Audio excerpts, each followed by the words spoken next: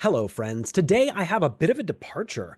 Today I'm going to be interviewing Anya Gore. Anya Gore is an animal communicator. We have these incredibly important relationships in our lives, and we can't speak to them per se, or can we? Anya helps people connect with animals, both living and passed on. She helps bring you what is it that our animal is trying to tell us? Why are they behaving this way? What message do they have for us after they have passed on? Today's interview is wonderful, and I can tell you from personal experience, Anya's readings of animals are incredibly accurate, and you should really look her up. She's pretty incredible. So enjoy Mindful Mutiny today.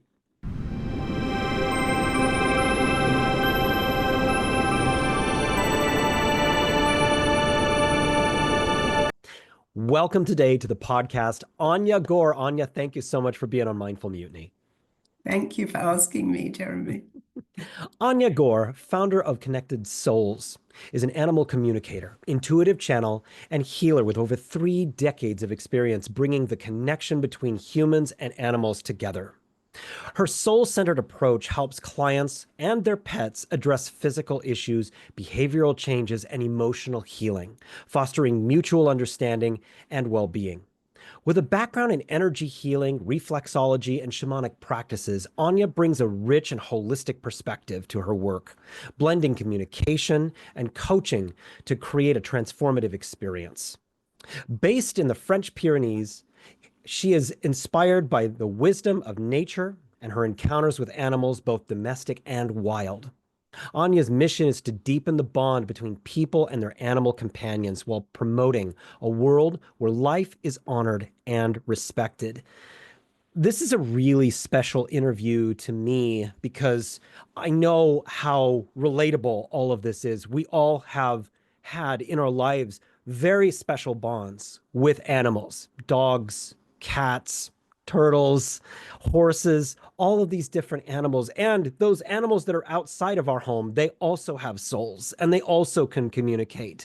And so I wanted to ask you, Anya, your experience of speaking with animals and communicating with them, what is the role of animals in our lives and what are they here for to help us be or do?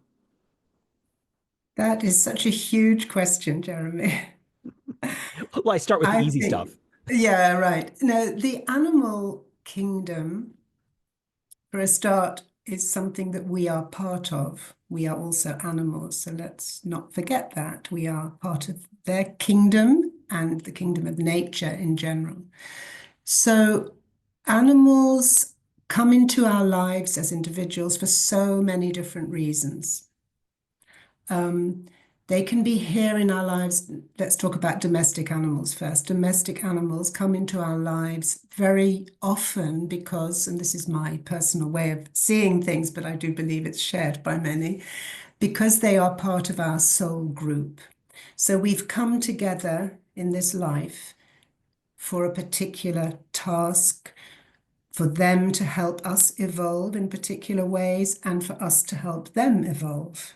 And I know that perhaps not everyone would see things like that, but I'm sure that anyone who loves an animal companion, a pet, will relate to the fact of loving them deeply, of understanding them, of having weird moments where you get the feeling that your pet knows exactly what you're thinking and what you're about to do, is always there to comfort you and to give you a sense of that real unconditional love that we so rarely get from other human beings. It's a rare human being who gives us unconditional love, but all of our animals give us unconditional love.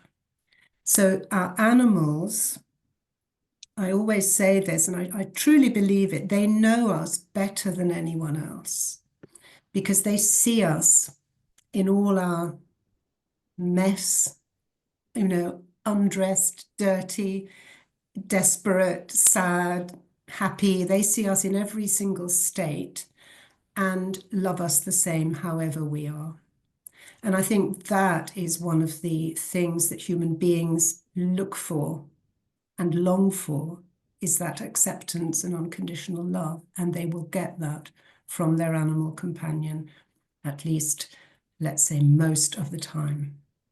Does that Yeah. begin to answer your question? It certainly begins because, you're absolutely right. You can have the worst day and you can be the worst version of yourself and come home and they love you all the same. And there's something so special about that, that unconditional acceptance and that total care and love for you, even when you haven't been your best.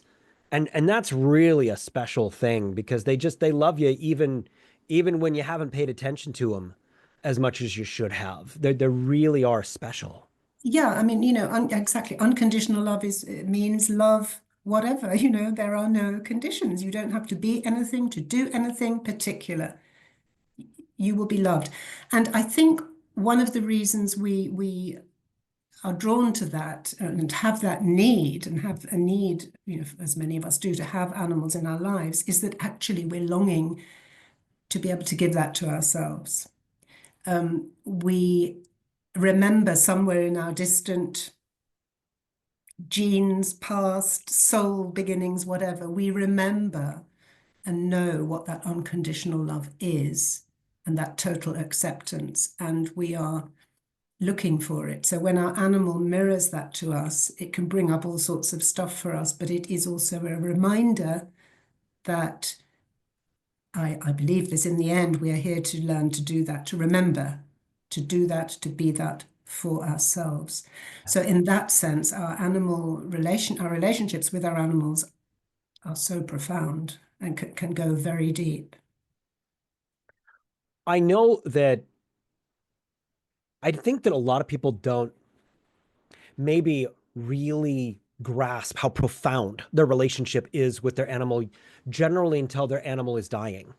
Mm. And then they recognize just how huge that relationship has been for a very long period of time in their lives. And so I imagine that a lot of the people who contact you are people who are in desperate grief over the loss of incredibly special relationship.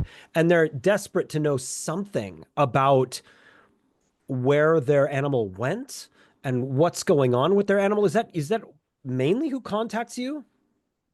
I wouldn't say necessarily mainly, but interestingly, in more recent years, more and more, yes, more and more people who contact me will contact me for that reason. Very often it's about the sort of imminent possible end of life of their animal and knowing when might be the right time, when isn't, and discussions around all of that.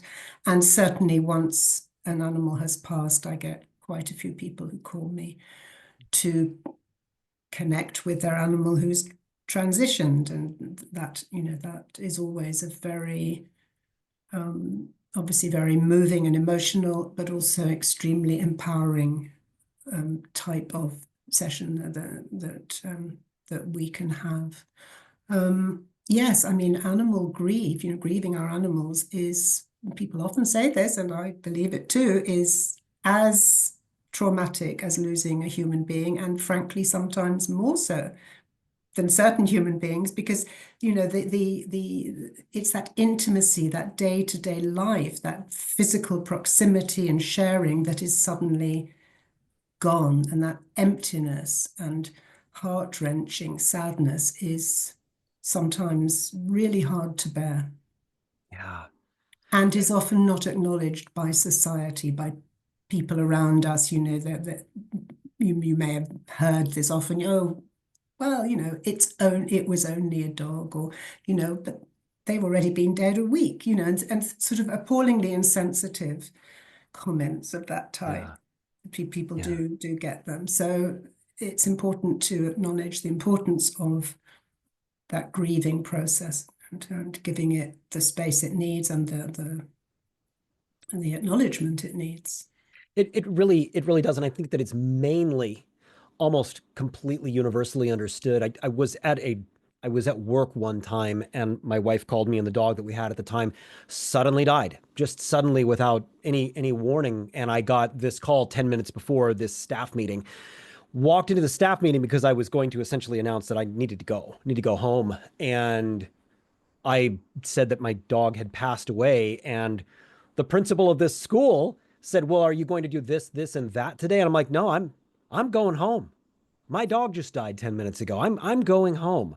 And virtually everybody else in the room understood that a member of your family just passed away. You need to go home. But that principal just somehow didn't understand that. It- Well, yeah, yeah. I mean, people sometimes don't, and sometimes they don't understand because they don't dare understand. Because actually, if they dared to open to understanding, they might find a whole well inside of all sorts of Mm. stuff to be dealt with. So it can be a protective thing too.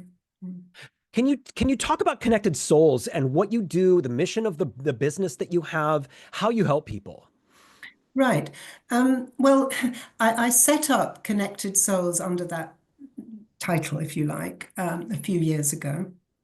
Having had a long career of, certainly over 30 years of helping people rather than animals. I was, as you mentioned, I worked with people in body work, reflexology, zero balancing, all sorts of body work, and stopped doing that at a certain point because I'd been doing it for too long. My hands got sore, I got arthritis, and I needed a change. But all through that, had always been very close to nature, had done shamanic work and have lived in nature for many decades now in France, and very close to the animal world, and had always communicated with animals in a very natural way. Occasionally, I'd be asked to, connect with someone's animal if they were having a problem. But I didn't even know it was called animal communication at the time. And then my husband and I adopted Zoe, our dog, from a shelter. And she set me off on a whole journey of learning how to be a dog trainer, a partnership coach, and various things related to that because she was posing us lots of problems. And it was through that time that I started to really drawn to developing animal communication. I by then knew that it was actually a term that existed, and I started to practice that more. I did many online courses and, different level. I did lots of sort of training on my own, but I found that it made me realize I'd always been doing it. So it's an ongoing developing thing. The more I develop, the more the work develops. So at a certain point, I decided to set up Connected Souls, also to leave me the space to be dealing with people and animals, nature, not just animals. And in fact, as time goes on, my work is more and more,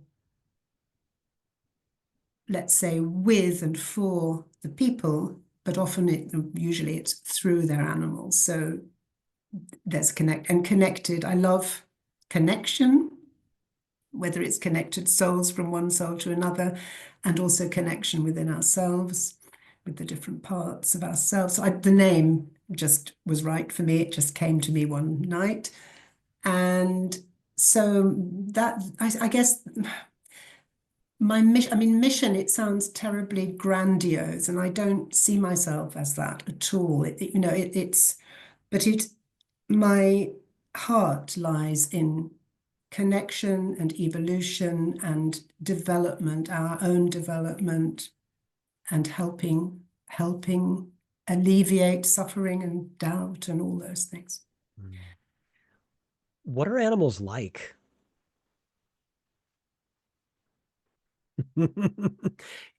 Intentionally open-ended question there. Yes. Well, What are they like? what are they like? My first answer would be, but what are people like? So they're each different, Hmm. as are we, and they each have obviously common traits.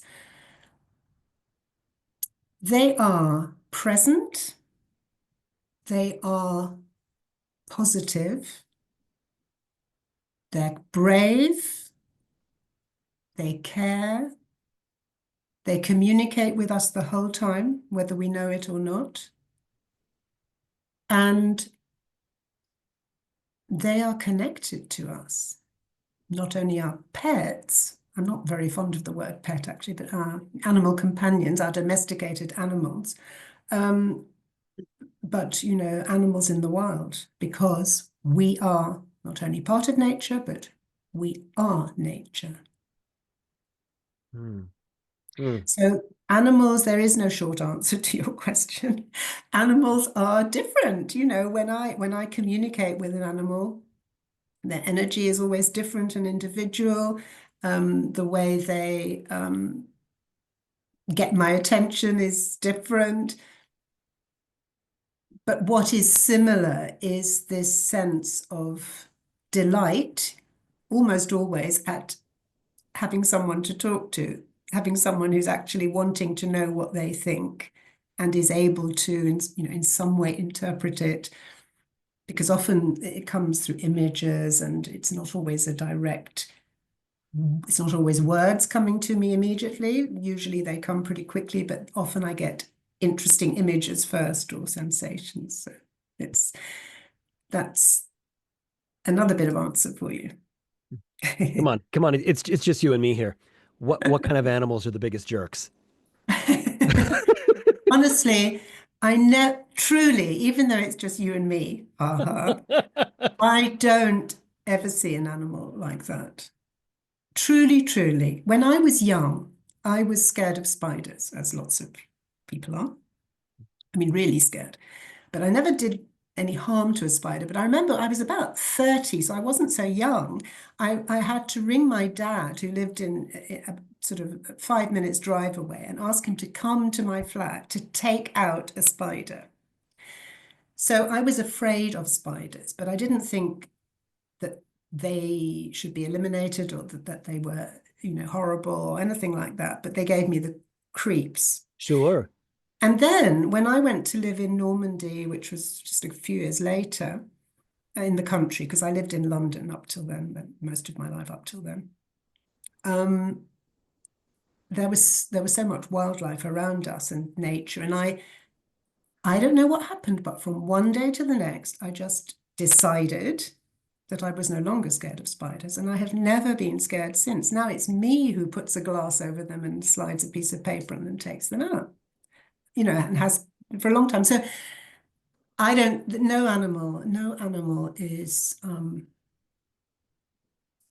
a jerk. A jerk I never use the word. It doesn't sound right with an English accent, does it? Anyway. No, I think it's more of an American word. It And is so completely. It doesn't feel right saying it at all. That's why I hesitated before saying it. But no, in your they life, no. when did you start recognizing that you could receive messages from non-humans? When did it start being you aware of this? Hmm. Well, I don't know exactly. I think that, you know, we always had cats when I was a child, and I was, you know, just sort of relaxed, interested, loved them, but it wasn't particularly intense or anything. You know, I wasn't one of those kids who lent on their animal companions for comfort, particularly. I wasn't that sort of child. I think I realized it when I was first asked to try and connect with someone's cat from afar and ask them to, you know, ask them what was the matter and ask them to, I can't remember the exact details of what happened, ask them to come back, or they'd gone off for a while. Anyway, the fact that it worked and that it just came to me so naturally made me realize that it was something that perhaps was just part of me. But I mean, it truly, I do believe it's part of us all. It's just that it might not be relevant for everyone. They've not chosen that particular path, so they've not chosen to develop that capacity, or that. It's not even a capacity, it's the awareness of that capacity.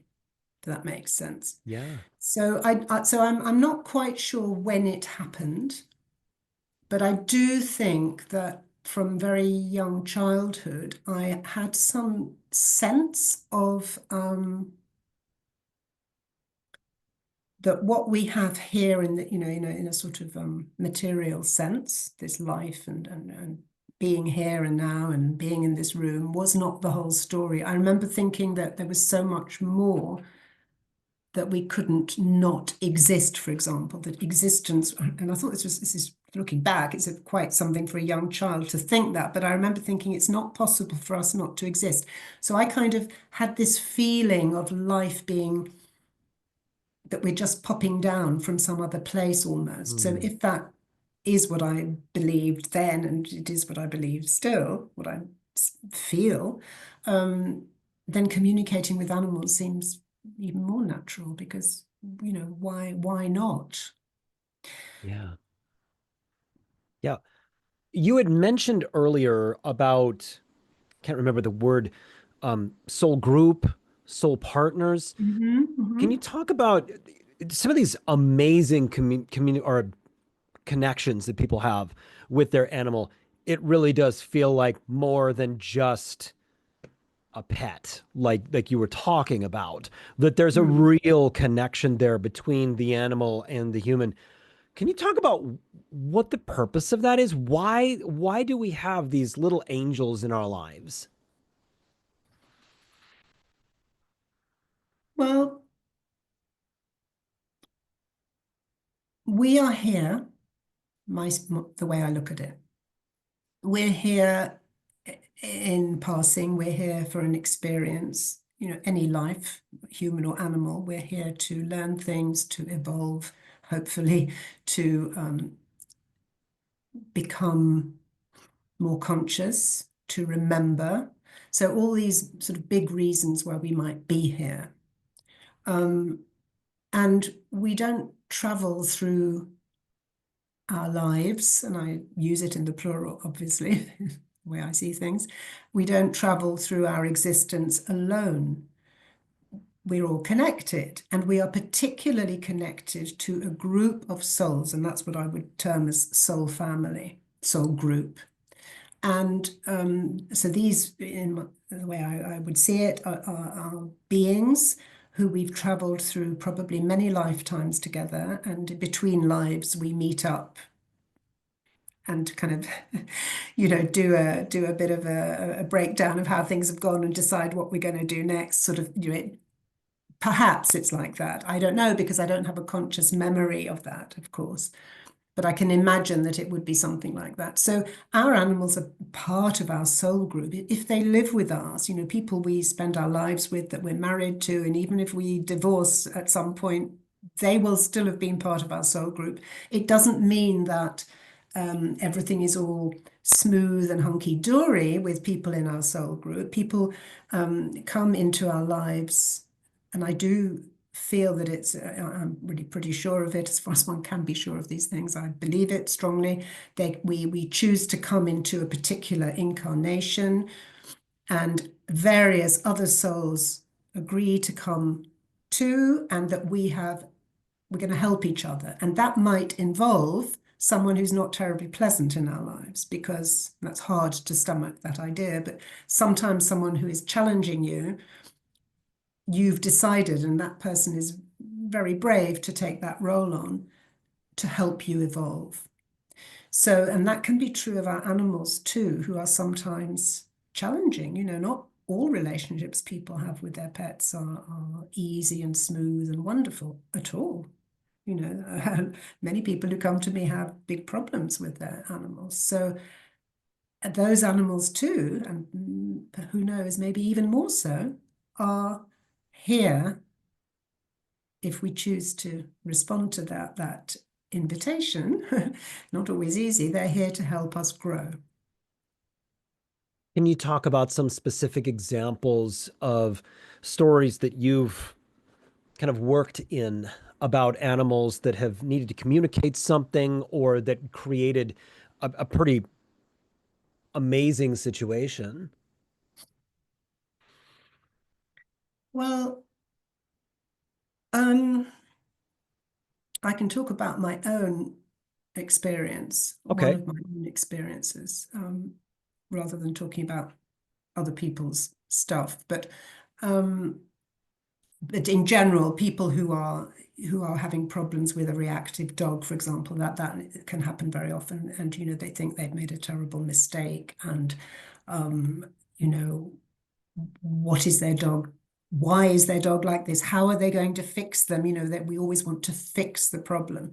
And when they perhaps see things, when we can flip it round and see what the dog is perhaps showing the person about themselves. So if a dog is reactive in a certain situation, I have had situations with clients where I've gently helped them to see that they actually are reactive, the people are reactive, that the people don't want to be in a crowded shopping centre, for example. It's not the dog.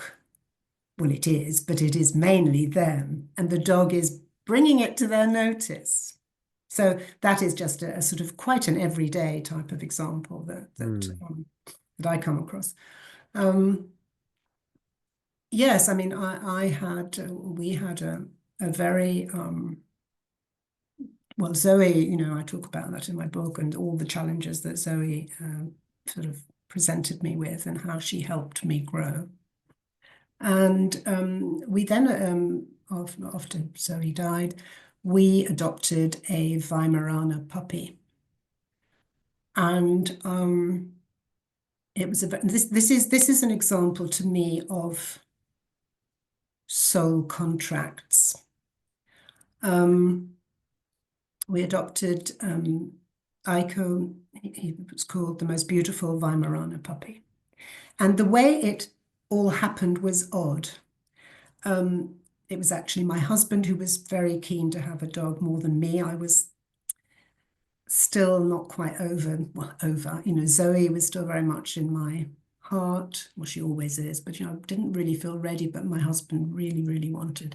And we would always normally want to adopt a dog in a shelter, but somehow, for a series of circumstances, this puppy became available through a breeder, and we got him. And it all went very quickly.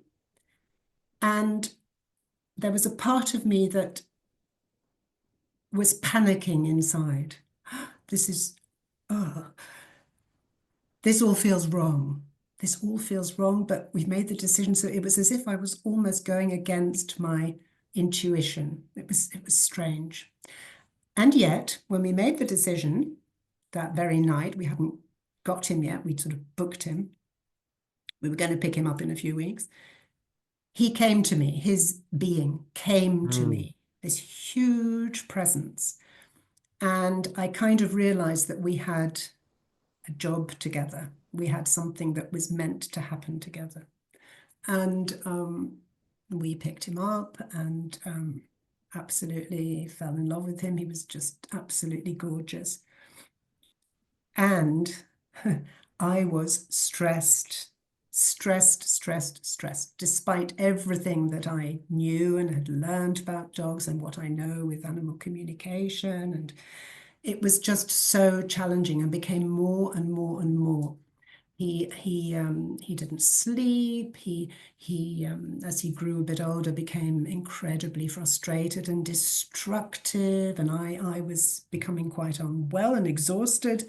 And anyway, the whole thing was getting worse and worse, and everything I was trying to help fix him with was not working. And as time went on, I began to realize that he was, what's the word? Not accelerating. He was getting stronger and stronger in his reactions. He was upping the volume. And when I realized that we were really not the best people for him, not the best family, because I don't know if you know Weimaraners, but they're very energetic, very Yes. sporty. I mean, they're wonderful, wonderful dogs. They're also very anxious generally and have separation anxiety, and all of this was the case.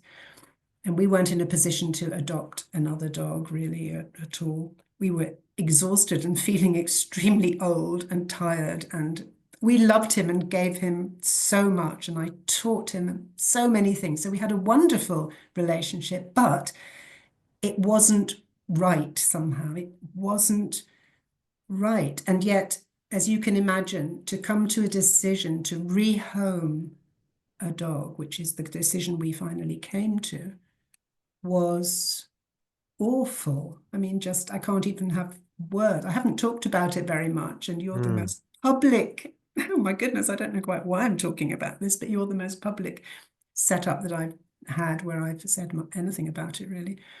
We we found through an intermediary very quickly, once we made the decision, the perfect home for him. And he's been there now longer, quite a bit longer than he was with us.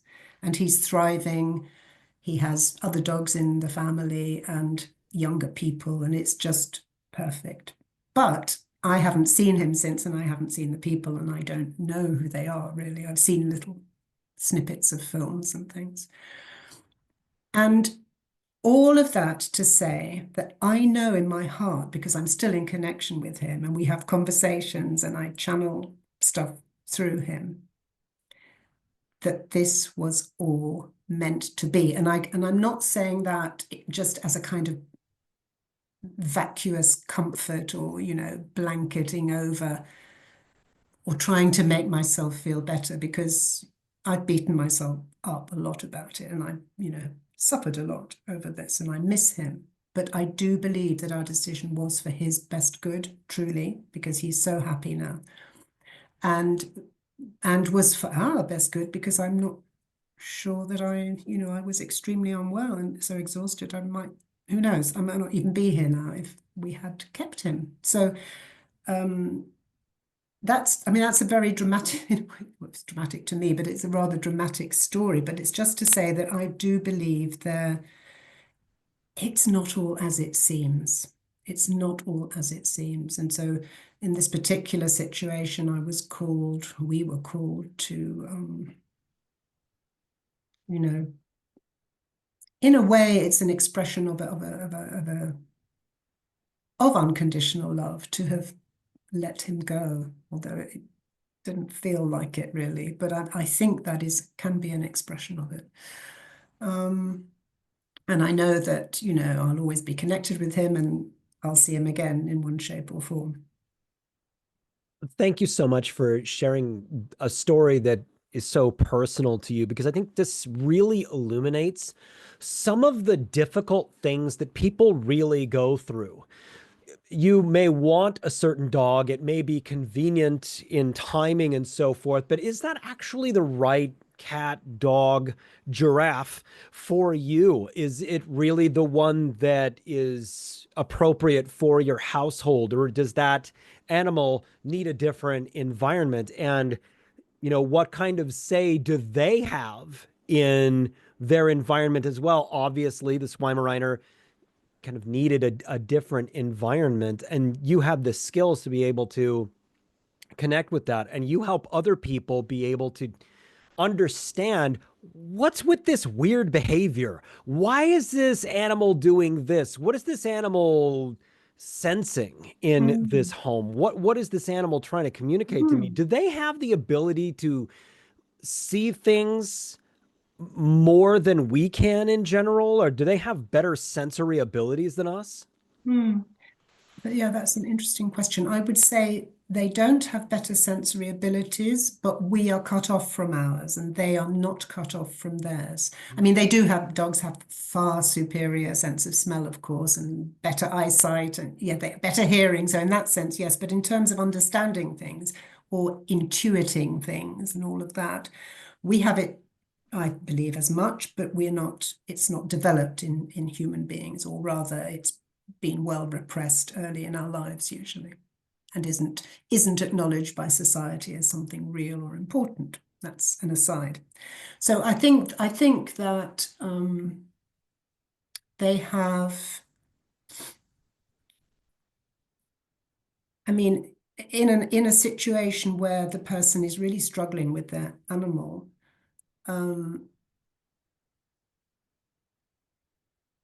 when an animal is rehomed, let's say, they will go through a degree of trauma and a degree of a readjustment, and one can only hope that it works out for the best. But I do think that the deepest readjustment and trauma is usually with the people, because there's so much guilt involved and it's so taboo to do that. And for me, it was particularly hard because as an animal communicator and healer and, someone who takes their spiritual evolution seriously and all of that, it didn't fit. I was afraid for sure that I could be rejected and, um, berated and judged. And I'm sure I was judged. I'm sure I was. And in the past, I'm sure I've judged people too, all these abandoned animals, and we didn't abandon him, but we gave him up. And it is horrendous. It's a horrible thing to do. I would not wish it on anybody, but there are times when it truly is for the best for all. I think I've gone off course of what you asked me, but No, it's perfectly fine. Would you please tell Jasmine to stop barking when I'm trying to tell a story to my wife? no, I don't think I can do that because it's not mind control. I'm not communicating. Every time. So That's interesting. When when you're they reading something, you're reading a story? no, when I'm talking to Sherry, telling a story, when I'm talking out something and there's a story arc and a punchline to the story, she always interrupts me. Ah, Yes. that's interesting. Interesting. Yeah. Are you very excited when you're telling these stories? Sometimes. Is your Sometimes. energy quite high? Yeah, I Yeah. feel like it's a high vibe, and maybe she's asking you just to chill a bit. Hmm. Hmm. Kind of ruins the story though. The energy is what makes a story. So Then in that case, I would say she wants to be included. So then you could say, Jazzy, this is for you as much as for Sherry. And, now I'm about to come to the punchline. So let's just, and here yeah. comes the punchline. So it's a matter of including her. Yeah. Yeah. Okay. Okay. I'm gonna give that a shot Try, because I, try. I think I think she is kind of saying, "Hey, what about me? What about me?" Mm. Yeah. Now, in the grieving process, when we lose an animal, where are they? Where do they go? Do they hang around for a little while? Do they immediately move on? What are they generally up to? Um, Kind of both at the same time. So they do move, obviously, out of their bodies.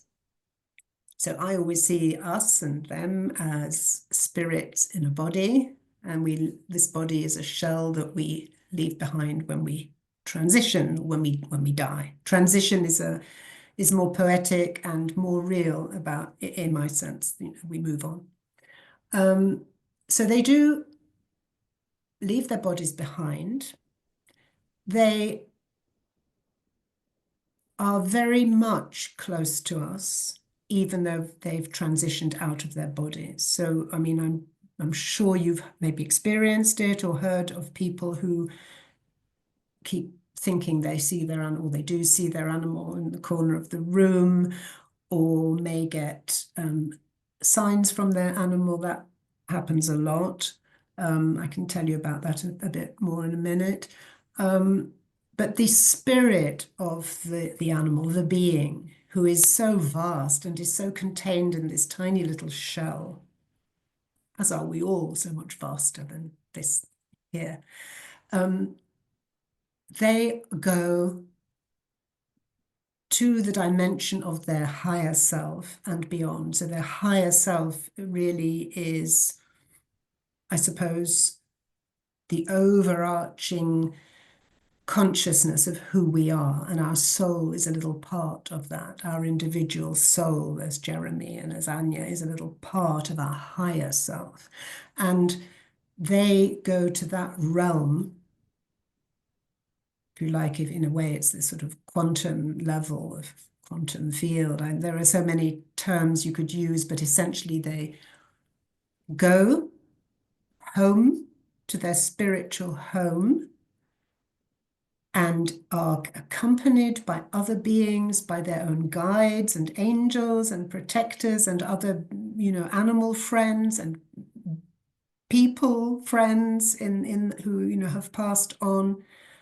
And they're by no means alone. And sometimes it takes a little time for them to readjust to this new place, if we can call it a place, this new dimension. It will depend on the circumstances of their dying, of their death, and also how their family who are left behind are reacting and how grief-struck they can be. And it's not that they will prevent them passing on, but they will be concerned about how we are and be coming back to check on us. That can happen quite a lot.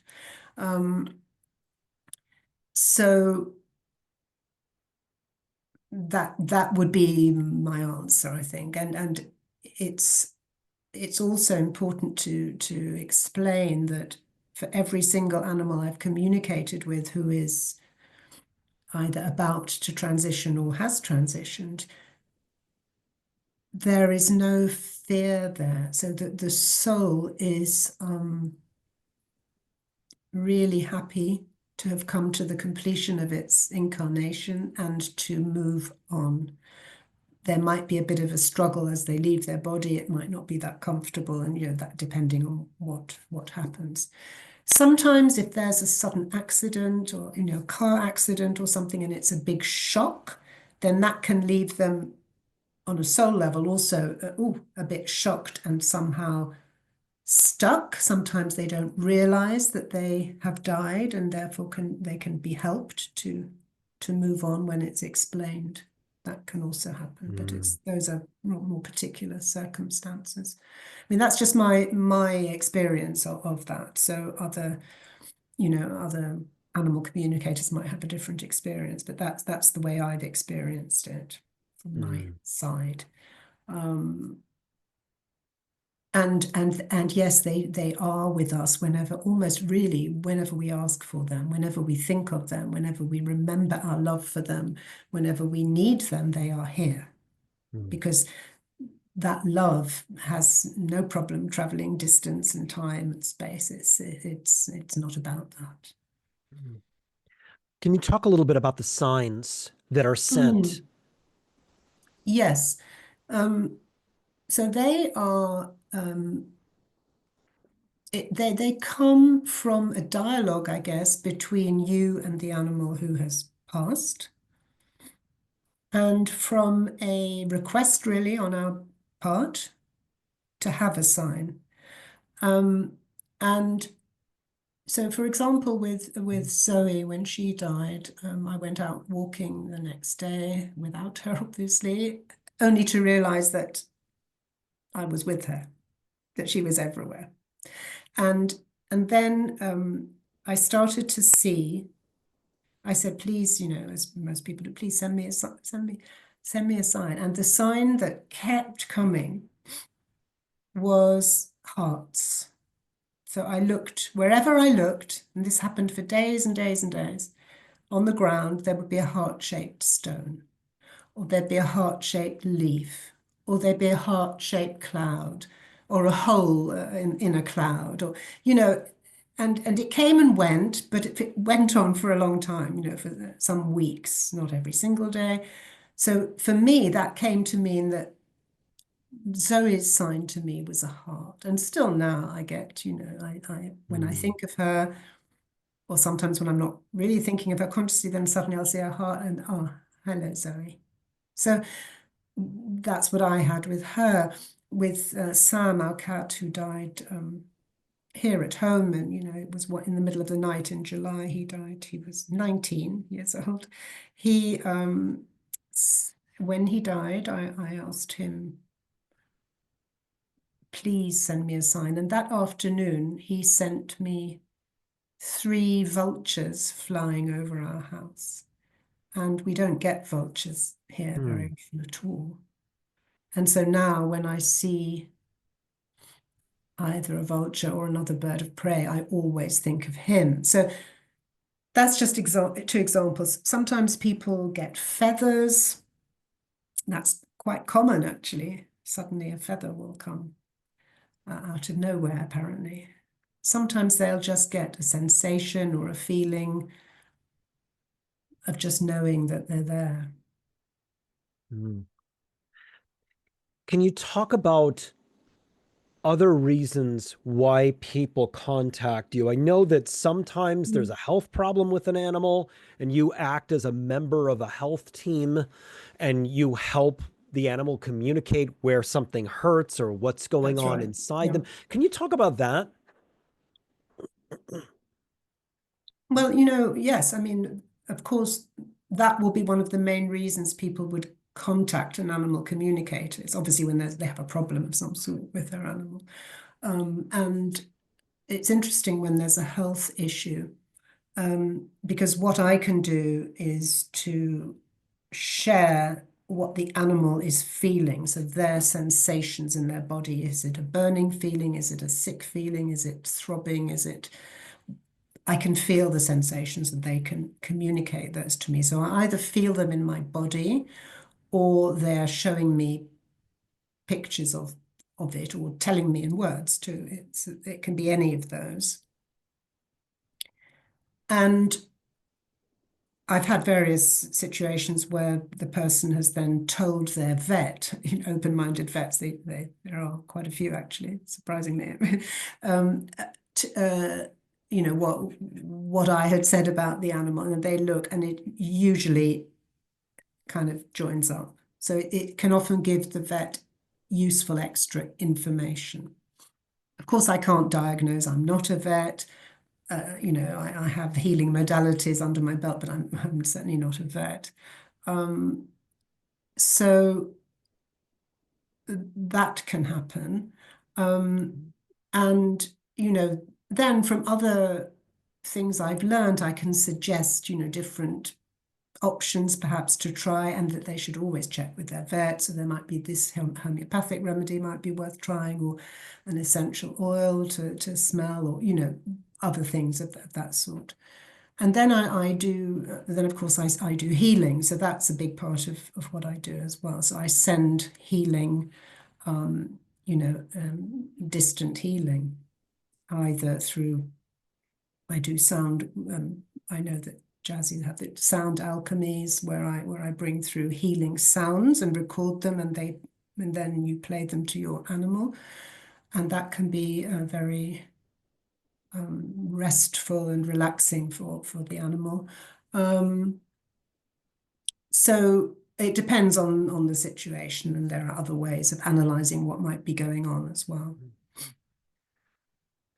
Can you can you are there any animals that are around me that you're seeing or that are attempting to communicate with you? At this moment, Yeah.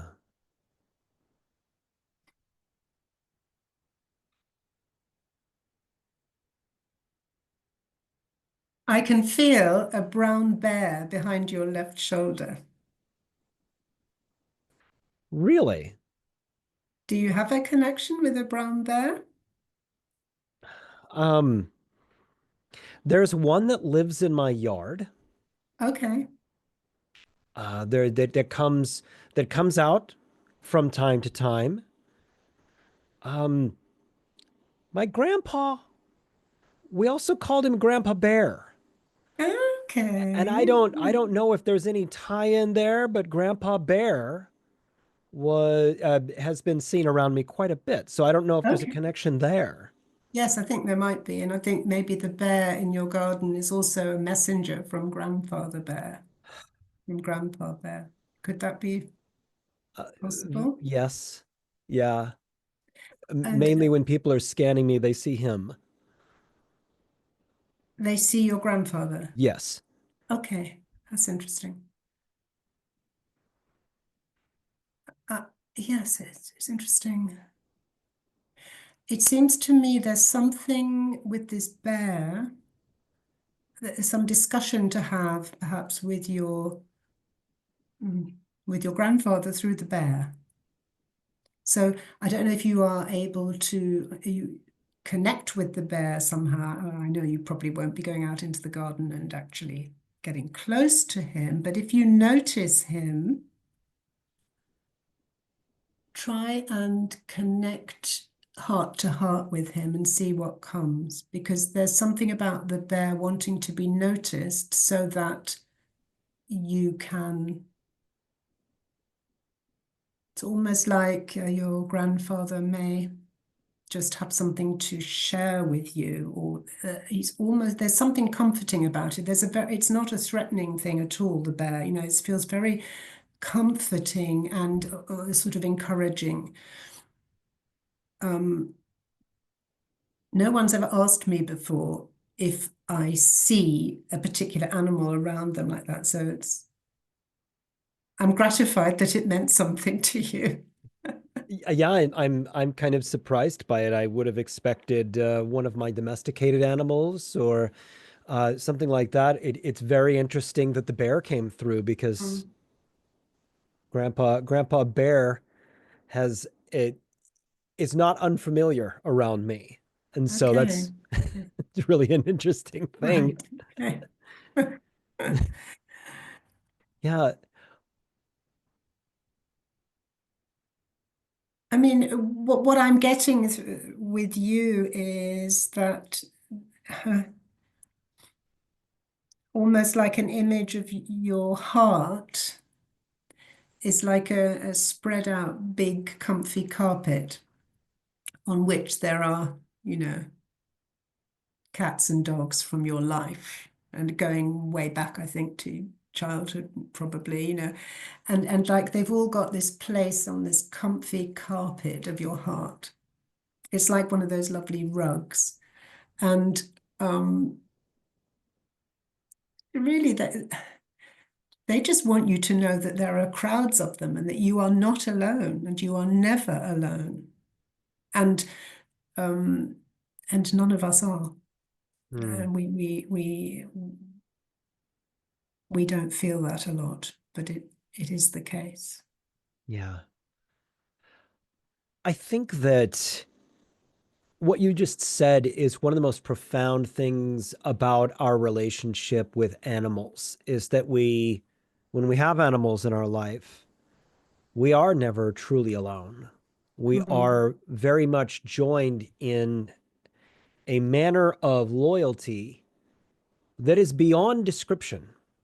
It's certainly a loyalty that we never often have human to human. It's a loyalty that is, in most cases, much higher than that.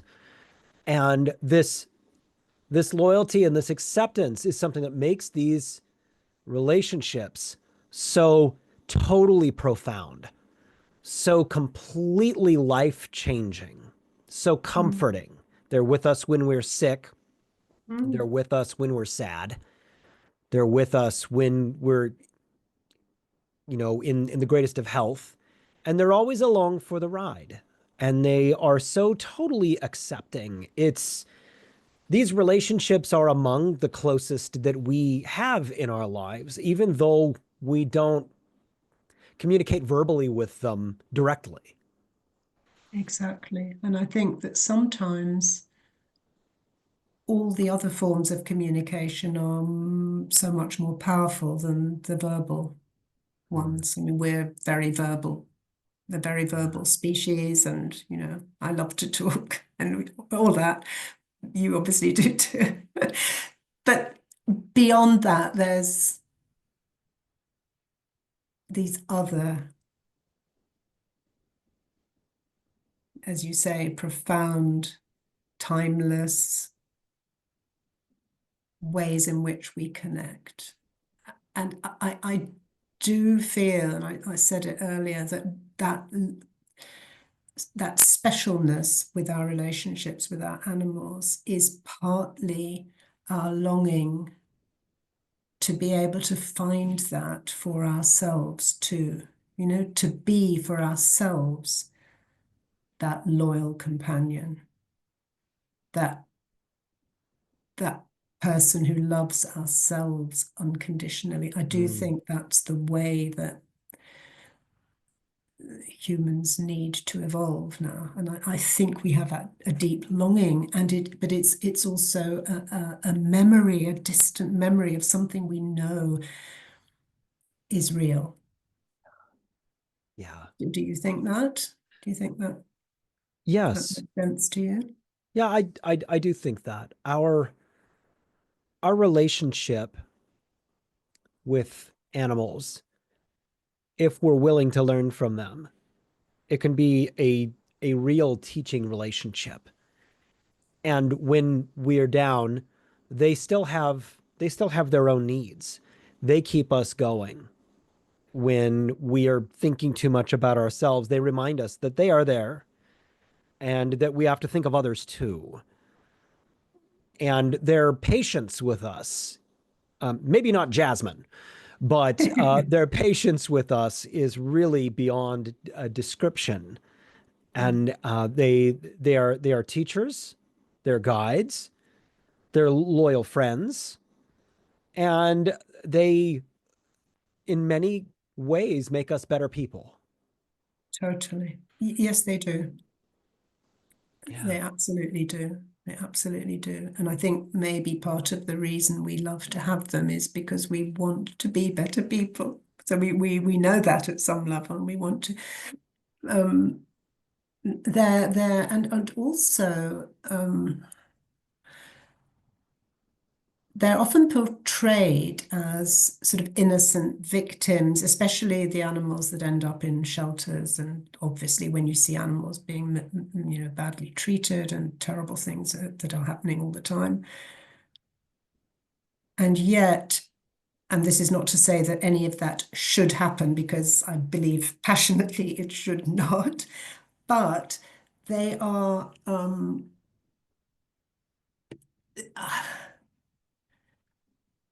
they are very brave souls who are here and are experiencing things.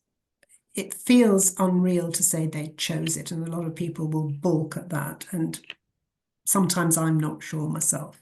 But I think at some level, um, they are fulfilling some kind of role, even through their suffering or Mm, their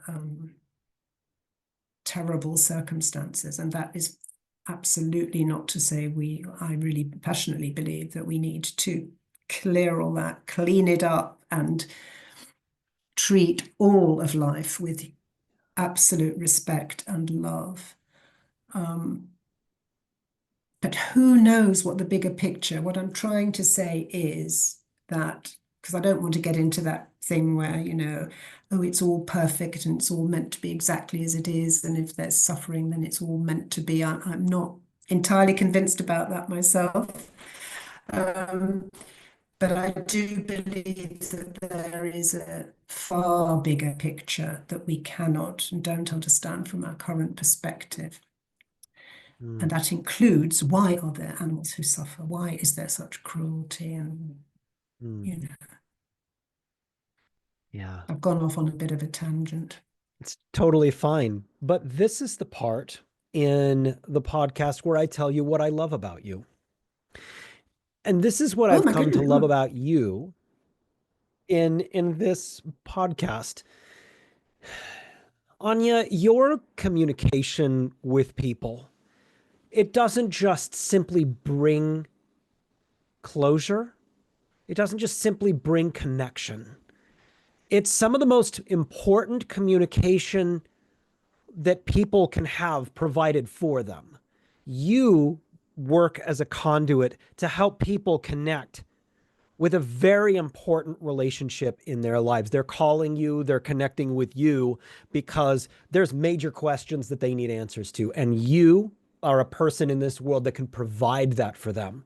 Your unique training and your abilities and the way that you have put together your development of your own personal skills is something that helps people heal their hearts. It helps animals heal their hearts. It helps animals be able to move on. It helps people be able to move on in their lives. You give the gift to people of them being able to communicate with the most important beings in their lives. Tell them things, receive messages from them, be able to recognize signs, be able to heal in ways that they wouldn't be able to necessarily without this incredible communication that you provide people, and the way that you care for them, the sensitivity that you provide people, the way that you treat them. I know the work that you have done with my wife in helping her deal with a dog that has been sick, and our dog now is so happy. She's just running all around and barking all evening and wants to play and wants to chase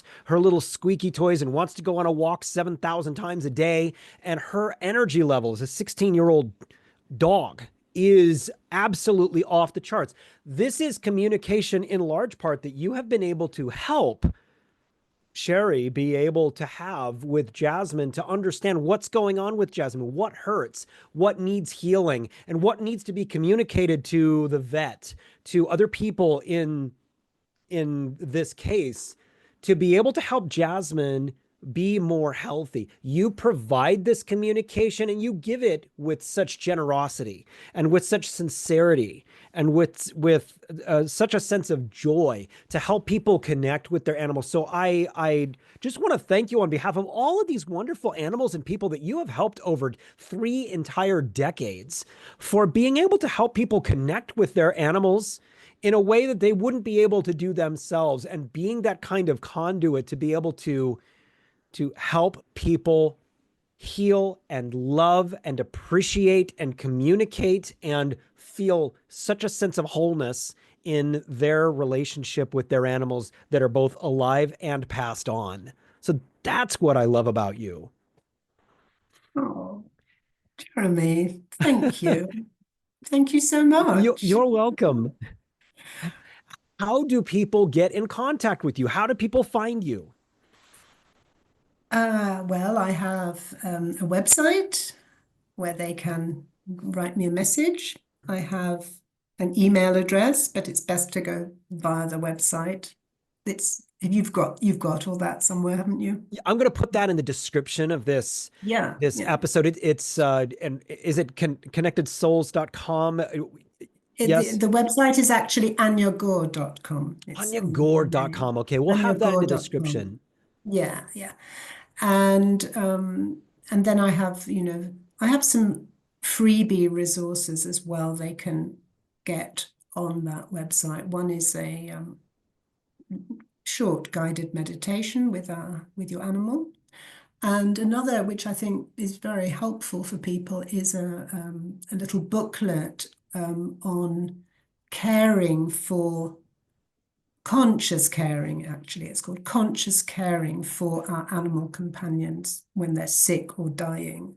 And it's just uh, ideas about how to accompany them, to be present, to help them, to comfort them, and to look after yourself as well in the process. So that's something which is a free resource as well. Yeah, And what else is there? What else have I got? I've got my book, of course, all of it is on the website. And fantastic. what isn't yet on the website, but I do really need to put it on, is that I have more recently started doing portraits of people's animals, graphite drawings, and I send the money from those to an animal shelter. So that's Mm, something that I do need to put onto my website as well. mm, brilliant. Well, hey, thank you so much for being on Mindful Mutiny. Thank you for asking me, Jeremy. It's been a joy to chat with you. Wonderful. Well, please don't forget to like and subscribe to the Mindful Mutiny podcast. And we bring wonderful content from incredible people like Anya directly to you. And in a lifetime, there are more decisions than anybody can count. Living the highest form of yourself is the most rewarding thing that you can do. Make incredible, positive, risky, and bold decisions to be the highest version of you. Now go be something great.